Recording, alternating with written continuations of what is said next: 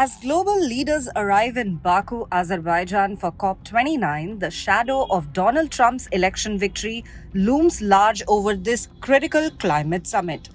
Trump, who previously withdrew the United States from the Paris Agreement of 2016, has sparked renewed concerns about America's commitment to global climate action. Trump's victory in the US presidential election has darkened the outlook for a strong deal at the COP29 UN Climate Summit. With Trump's return to the White House, will he once again derail international efforts to combat climate change? America's great utility within the climate architecture is also its unmatched ability to mobilize global financial resources. Its role is crucial to the success of COP29. Though Trump has not made any remarks on climate change after his election, but as he prepares to return to the White House, doubts are rising about whether the US will remain committed to these ambitious goals.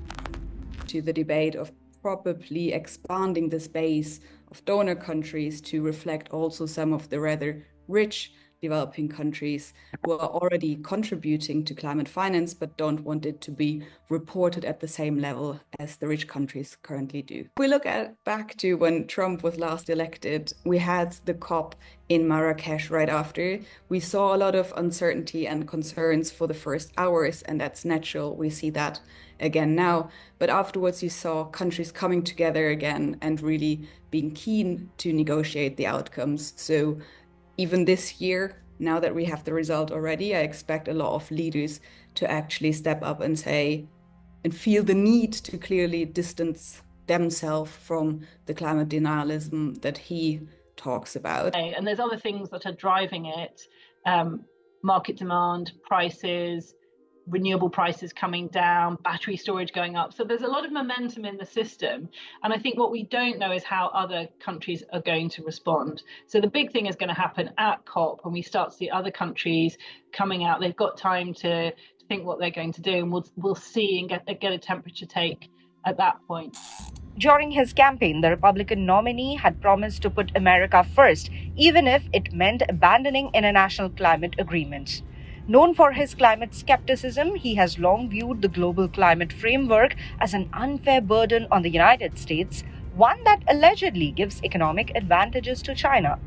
Now, with his return, fears are growing that he might not only pull the US out of the Paris Agreement, but also withdraw entirely from the United Nations Framework Convention on Climate Change, which is a very structure under which COP29 is taking place.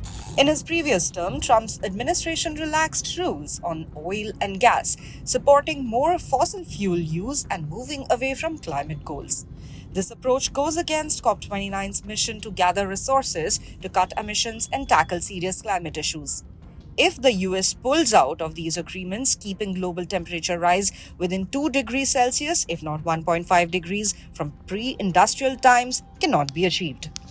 For the world, a Trump stance on climate couldn't be more consequential. From devastating wildfires to historic floods, the effects of climate change are already being felt worldwide. The US, as the second largest carbon emitter and one of the biggest historical contributors to emissions, plays an indispensable role in global climate efforts.